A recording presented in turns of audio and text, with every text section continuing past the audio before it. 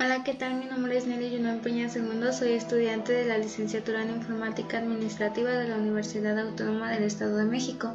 En este video abordaremos las aplicaciones del software de bajo nivel 1. Comenzaremos viendo lo que es la manipulación de datos, la cual es una actividad básica en el área de la informática. A lo largo del tiempo se han ido utilizando diferentes mecanismos para almacenar datos, ya sea megabytes, kilobytes, bytes, y bueno, es importante recordar que un byte se conforma por 8 bits, lo cual permite que haya 256 posibles combinaciones de valores. A su vez, un kilobyte se conforma por 1024 bytes, o visto de otra forma, 2 a la 10 bytes. Los kilobytes por lo regular son la magnitud de un archivo de texto, un código fuente, etc. Lo mismo con el megabyte, este se conforma por 1024 kilobytes, o bien 2 a la 20 bytes. El megabyte regularmente lo vemos como magnitud de las imágenes en formato JPG, en algunos videos, entre otros archivos multimedia. Y de esta misma forma se van calculando las demás equivalencias, como el gigabyte, que en este caso serían 1024 megabytes o 2 a la 30 bytes, y así sucesivamente con el terabyte, petabyte, exabyte y las demás magnitudes. Y como es bien sabido, todos estos archivos deben ser guardados en una unidad de almacenamiento, como es el disco duro, una memoria USB, incluso la nube. Ahora bien, dentro del ensamblador, cuando se quiere definir la unidad y nombre de un archivo, se usa la siguiente estructura: path name, el tipo de dato, la unidad de disco y el nombre del archivo, además de definir cómo será el acceso del archivo, tomando en cuenta que se usará 00H cuando sea de solo lectura, 01H cuando sea solo de escritura, o bien 02H cuando sea de lectura y escritura. Por lo regular, dentro del código, el valor del registro AL es el que especifica cómo será el acceso al archivo.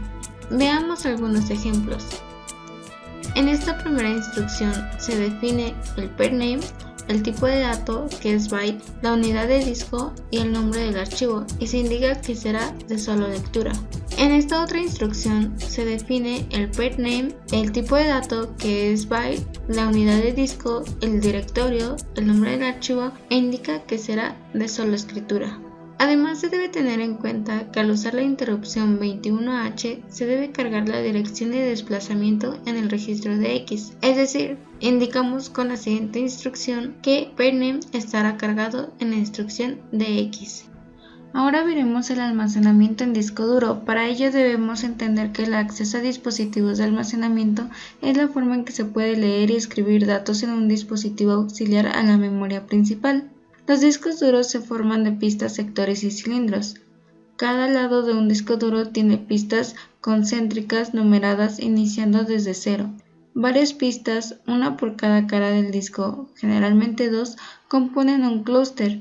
Las pistas se dividen en posiciones iguales llamadas sectores, estos de 512 bytes. Los sectores son los lugares donde se almacena la información. Y existen 3 formas de acceder a los discos en ensamblador.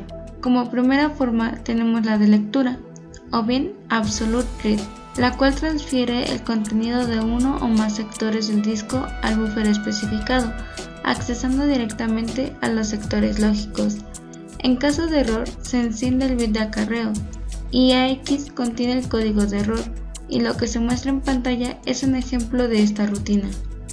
La segunda forma es la de escritura, o bien Absolute Write, la cual transfiere el contenido del buffer especificado a uno o más sectores de disco, accesando directamente a los sectores lógicos.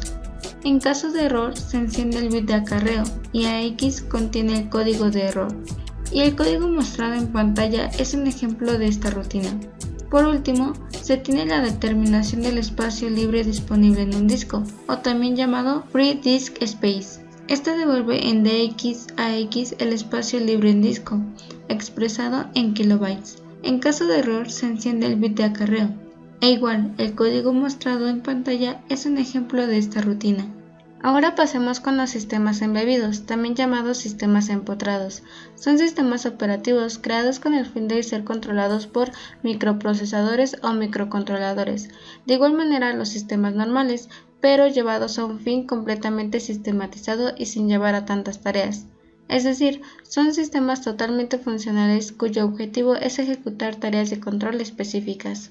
Estos se almacenan en una pequeña cantidad de memoria para dispositivos de un solo propósito, como teléfonos, sistemas de combustible, sistemas de control de aire acondicionado, sistemas de seguridad, hornos de microondas, muñecas, reproductores de MP3, cámaras de video, elevadores, es decir, hoy en día los sistemas embebidos los podemos encontrar en cualquier lugar. Los sistemas embebidos se pueden catalogar como sistemas embebidos pequeños, CES, y sistemas embebidos grandes, LES, dentro de los cuales se pueden encontrar actuadores, sensores y módulos de entrada y salida, los cuales se incluyen dentro de las principales funciones de estos. Por lo regular, y como se ha mencionado anteriormente, tienen como tarea satisfacer necesidades específicas, tales como los celulares, routers, reproductores multimedia, sistemas satelitales, etc. Estos sistemas están programados en lenguajes nativos, esto con el fin de satisfacer las necesidades de eficacia, excelencia y pronta respuesta. Se dice que la mayoría actúa en tiempo real, pero también se sabe que este término es completamente equívoco y no se puede realizar aún. Un sistema embebido está conformado por el microcontrolador que se encuentra en la parte central, la CPU que aporta la capacidad de cómputo del sistema, pudiendo incluir memoria interna o externa. Las características principales de los sistemas embebidos son la confiabilidad. Deben ser confiables, es decir, que el sistema trabaje correctamente. La mantenibilidad. Debe haber probabilidad de que el sistema vuelva a trabajar correctamente después de haber fallado. Disponibilidad. Debe haber probabilidad de que el sistema esté funcionando todo el tiempo. Seguridad informática. Esto es algo importante, ya que consiste en disponer de una comunicación confidencial y autentificada. Eficiencia. Deben ser eficientes en cuanto a la energía, al tamaño del código, al peso y al costo. Y esto sería todo por este video, espero haya sido de su agrado.